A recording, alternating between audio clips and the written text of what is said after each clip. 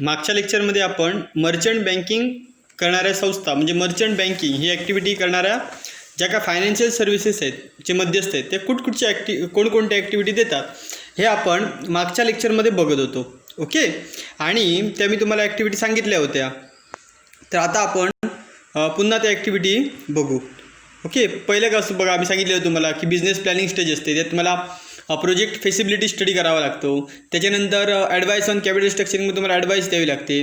Okay, त्याच्यानंतर तुम्हाला काय काय करावं लागतं हे बघा, या ॲक्टिव्हिटी सगळ्या आहेत. कुठच्या सगळ्या ॲक्टिव्हिटी होत्या. ओके, एकच मिनिट. ओके, त्या सगळ्या ॲक्टिव्हिटी आपण व्यवस्थित आता बघूया. बघा, पहिली ॲक्टिव्हिटी काय आहे ती प्रोजेक्ट प्लॅनिंग अँड फेसिबिलिटी स्टडी. बघा, प्रोजेक्ट प्लॅनिंग म्हणजे काय, जो काय तुम्ही प्रोजेक्ट अंडरटेक करणार आहात, जो प्रोजेक्ट हाती घेणार आहात, त्याचं तुम्हाला काय करावे लागेल, त्या प्रोजेक्टची स्टडी करावी लागेल की या प्रोजेक्टचं प्लॅनिंग करावं लागेल. हा प्रोजेक्ट कसा आहे, या प्रोजेक्टचं काय झालं प्लॅनिंग. आणि फेसिबिलिटी स्टडी म्हणजे काय, हा स्टडी झाल्यानंतर हा प्रोजेक्ट खरोखर या भागात अस्तित्वात येऊ शकतो की नाही याचा अभ्यास करायचा. याला काय म्हणतात फेसिबिलिटी म्हणजे व्यवहार्यता अभ्यास, प्रकल्प व्यवहार्यता अभ्यास. म्हणजे तुम्हाला सांगितलं ना की नागपूरमध्ये तुम्ही फिश प्रोसेसिंगचा कारखाना टाकला, तर फिशवर तुम्ही प्रोसेसिंग करणार आहात, ते शक्य आहे का, हा तुम्हाला अभ्यास करावा लागतो. याला म्हणतात काय व्यवहार्यता स्टडी. बघा, कलेक्टिव्ह बघा यामध्ये काय असतं, collective necessary information about the project and prepares project report with the help of their expert staff. काय करावं लागतं, जी काय प्रोजेक्टची नेसेसरी इन्फॉर्मेशन आहे ती तुम्हाला कलेक्ट करावी लागते आणि त्याच्यानंतर काय करावं लागतं सांगा, प्रोजेक्ट रिपोर्ट तयार करावा लागतो. ओके, की हे शक्य आहे की नाही.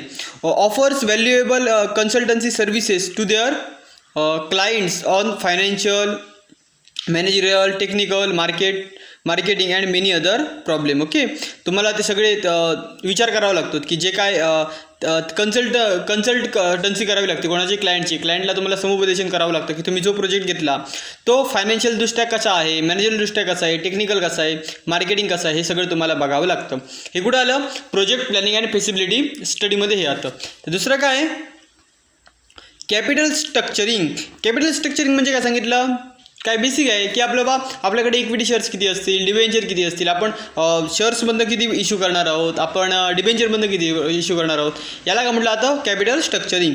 The merchant banker while designing the capital structuring take into account the various factors such as leverage effect, the earning per share. Okay, त्याच्यानंतर project cost and gestation period गेल्या वर्षी झाला होता माहिती आहे ना. जेस्टिनेशन पिरियड म्हणजे तो प्रोजेक्ट आपण आता सुरुवात करायला घेतला आणि म्हणजे रस्ता आपण बांधतोय तो आता आपण त्याला गुंतवणूक करावी लागेल, मात्र रस्ता सुरू व्हायला 3 ते 5 वर्ष लागतील. याला काय म्हणतात जेस्टिनेशन पिरियड. यावर तुम्हाला कुठचाही रिटर्न भेटणार नाहीत. याला म्हटलं आता काय जेस्टिनेशन पिरियड. ओके, गर्भित काळ म्हणतात. ओके, तो प्रोजेक्ट मूल जसं आईच्या गर्भामध्ये असतं, ओके, तसं ते काय प्रोजेक्ट हा कसा असतो गर्भित अवस्थेमध्ये असतो, तेव्हा तो प्रत्यक्ष आपल्याला बेनिफिट देऊ शकत नाहीत. हा विचार करावा लागतो. बघा, the merchant banker while designing एकच minute.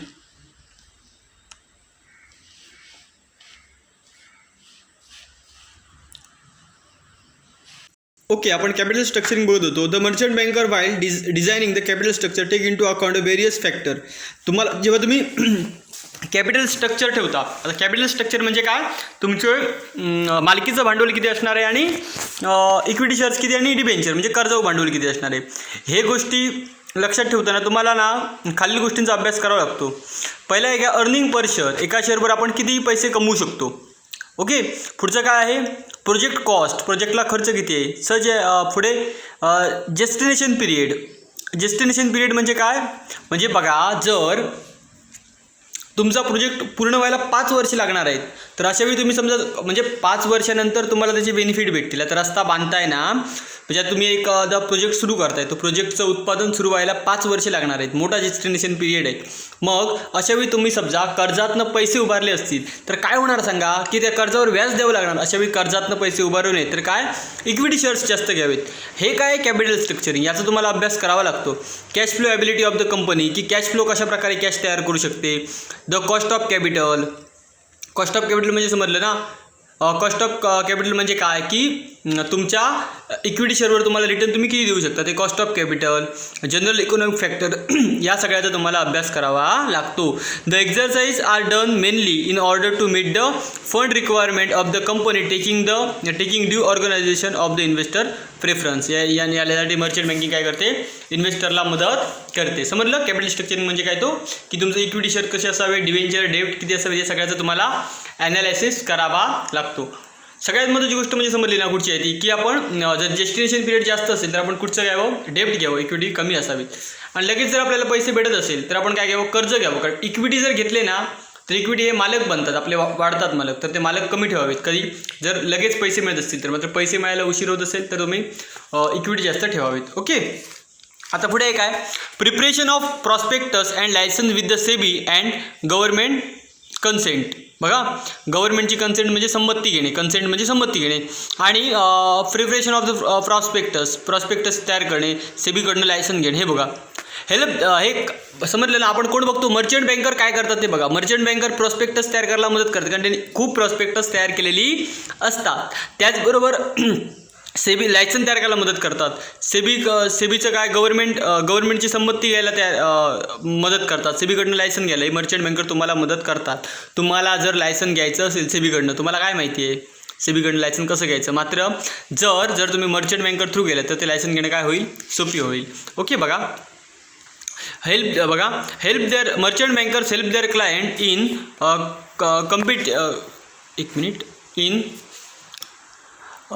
competing lengthy legal formalities for securing government consent or license for setting up the new ventures or for expansion of modernisation of business. जर तुमचा व्यवसाय वाढवायचा असेल, तुम्हाला नवीन व्यवसाय सुरू करायचा असेल, एक्सपान्शन करायचं असेल, तर ही जी काय सेबीकडनं जी काय संमती घ्यायची असते ती संमती घ्यायला कोण मदत करतं आपल्याला, तर आपल्याला हे मदत करतात. कोण सांगा, मर्चंट बँकर आपल्याला मदत करतात. ओके. पुढे बघूया आपण. समजलं ना, समजला विषय. बघा, help their client in completing काय कम्प्लीट करायला सांगा, लेंथी लिगल फॉर्मॅलिटीज, ज्या काय लांबलचक ज्या काय लिगल फॉर्मॅलिटीज असतात माहिती आहे त्या पुरीच होत नाहीत, त्या पूर्ण करायला मदत करतात. पुढे फॉर सेक्युरिटिंग गव्हर्नमेंट कन्सेंट, गव्हर्नमेंटची कन्सेंट घ्यायला मदत करतात. कन्सेंट म्हणजे संमती. लायसन घ्यायला मदत करतात. ओके. कोणाला, न्यू व्हेंचरला वगैरे हे मदत करतात. पुढचं काय, प्राइसिंग डिसिजन. काय सांगितलं, प्राइसिंग डिसिजन. आणि प्राइसिंग म्हणजे कसं तुम्हाला काल सांगितलं होतं, आठवतं का, ही वस्तूची किंमत ठरवायची नाही तर तुम्हाला काय ठरवायचं आहे, शेअर्सच्या किमती. त्या आता आपण इथं बघणार आहोत. बघा, मर्चंट बँकर्स हे looks into the various factor while pricing the issue. Some of factor are of past financial performance of company, book value per share, stock market performance of share. The merchant banker has vital role in the plays of pricing of investment. म्हणजे तुम्ही शेअर्सची price, तुमचं shares असेल ना, तो तुम्हाला माहिती आहे काही कंपनीचे शेअर्स हे 10 रुपयाला पण भेटतात आणि रिलायन्ससारख्या कंपनीचे शेअर्स आज किती रुपयाला गेलेत, 1200 रुपयाला गेलेत. हा जर तुम्हाला स्टडी करायचा असेल तर तिकडे तुम्हाला मर्चंट बँकर 100% हेल्प करू शकतात. बघा ते काय करतात. बघा, the merchant banker looks into the various factor will pricing the issue. जो काय प्राईसचा इश्यू आहे तो कुठचे घटक परिणाम करणार याचा विचार करतात. बघा, some of the factors are past financial performance, तुमचं मागचा फायनान्शियल परफॉर्मन्स कसं आहे, रिलायन्स जास्त आहे मग त्यांचं प्राईस पण काय ठरवतील, जास्त ठेवायला. बुक व्हॅल्यू पर शेअर काय आहे, स्टॉक मार्केटचा परफॉर्मन्स काय आहे ऑफ द शेअर्स, स्टॉक मार्केटमध्ये तुमचे शेअर्स कशा प्रकारे काम त्यांची काय परिस्थिती आहे याचा विचार करून हे तुम्हाला मर्चंट बँकर्स हेल्प करतात. ओके. आता आपण 5वा घटक बघू. काय, मार्केटिंग द इश्यू. बघा, marketing of the issue is the व्हिच्युअल responsibility of the merchant banker. जे काय तुमचे शेअर्स आहेत ते चांगल्या प्रकारे विकले जावे, ती रिस्पॉन्सिबिलिटी कोणाची असते, मर्चंट बँकर, कारण ते तुम्हाला हेल्प करत असतात. The first stage is pre marketing for placement of issue with the financial institution, bank, mutual fund, FII and NRI. समजलं. फर्स्ट स्टेज काय असते की प्री मार्केटिंग इश्यू असतो. The second stage marketing of the issue is the general public through various vehicles such as the press, brokers, ETC. म्हणजे काय, तुम्हाला 2 option असतात तुमचं मार्केटिंग करायला. पहिला कुठचा ऑप्शन असतो की म्युच्युअल फंड कंपन्या असतात, फायनान्शियल इन्स्टिट्यूशन असतात, बँक्स असतात, समजलं, फॉरेन इन्स्टिट्यूशन असतात, NRIs असतात, त्यांच्याकडनं तुम्ही घेऊ शकता. आणि सेकंड काय, जनरल पब्लिकचं. पुढचं काय आहे, पुढचं समजते ना, पुढचा मुद्दा आपण बघू. अंडर रायटिंग ऑफ द, आपण 8 मुद्दे करून थांबू. ओके, काय आहे, underwriting of the issue. It refer to contract by means which merchant bankers give an assurance to the issuing company that the former would subscribe to the securities forward in the event of non subscription by the person to the whom it was offered.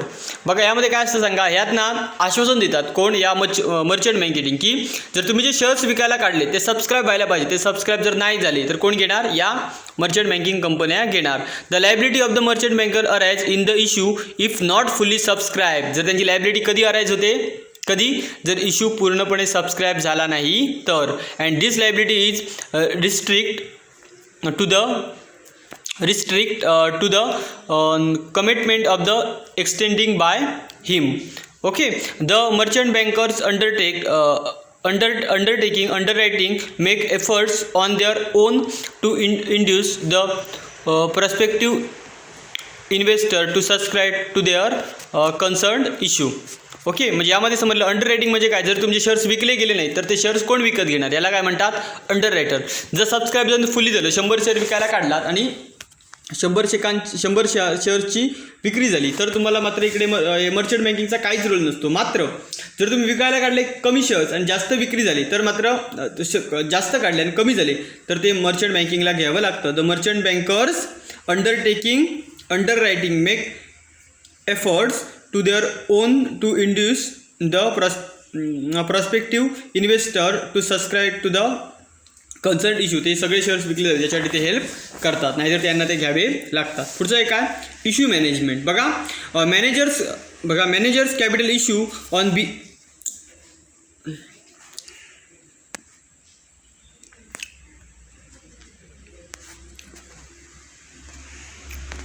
Okay, काय बघतो, issue management. हे 2 मुद्दे करून हा lecture थांबूया. Issue management.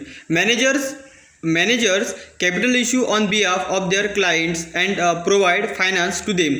This included preparation issue of prospectus, appointment of bankers, underwriters arrangement, press publicity. Issue management म्हणजे काय, तुम्ही जे शेअर्स विकायला काढलात ना त्यासाठी तुम्हाला काय करावं लागेल, प्रॉस्पेक्टसचं प्रिपरेशन करावं लागेल. ते इश्यू, प्रॉस्पेक्टस म्हणजे माहितीपत्रक जे तुमच्या शेअर्सची माहिती देईल. ओके, अपॉइंटमेंट ऑफ बँकरची तुम्हाला अपॉइंटमेंट करावी लागेल. कशासाठी, लोक तुमचे जे शेअर्स घेतील ते कुठं जमा करतील त्याच्यासाठी. अंडर रायटिंग अरेंजमेंट, तुमचं जे काय अंडर रायटिंग तुम्हाला सांगितलं ते हमी द्यायला पाहिजे ती, आणि प्रेस पब्लिसिटी. ओके, पुढचं आहे काय, assistance in ADR in GDR. ADR म्हणजे काय, अमेरिकन डिपॉझिटरी रिसिप्ट, आणि GDR म्हणजे ग्लोबल डिपॉझिटरी रिसिप्ट. ह्या काय, depository receipt. Prepare financial plans on the behalf of their client and conduct negotiations with financial institution and get loans approved on favorable terms and condition. Also in a position to raise foreign currency for importing machinery and technical know-how. तुम्हाला जर आता बघा ADR आणि GDRचा संबंध कधी येतो, जर तुम्हाला अमेरिकेतनं फंड अराईज करायचा असेल, फंड मिळवायचा असेल तर. जर तसं करायचं असेल तर तुम्हाला देखील हे फायनान्शियल इंटरमिडिएट्स मदत करतात. Prepare financial plan on the behalf of there क्लायंटच्या बेसिसवर ते प्लॅन तयार करतात. आणि हे शेअर्स कुठं, अमेरिकन मार्केटमध्ये.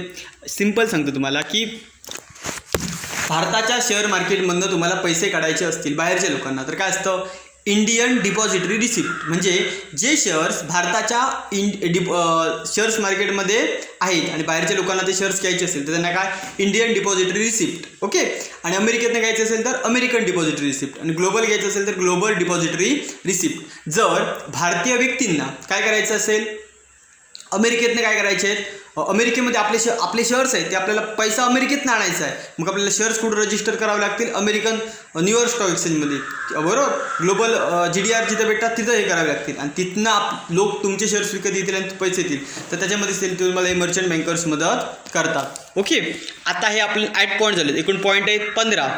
हा लेक्चर मी इकडे थांबवतो आणि आपण तिसरा लेक्चर बघू. पहिला आपण बेसिकली जो काही छोटा लेक्चर बघितला त्याच्यानंतर आपण हे 15 पॉईंट डिस्कस करतोय. परीक्षेला शक्यतो 8च लिहायचे आहेत.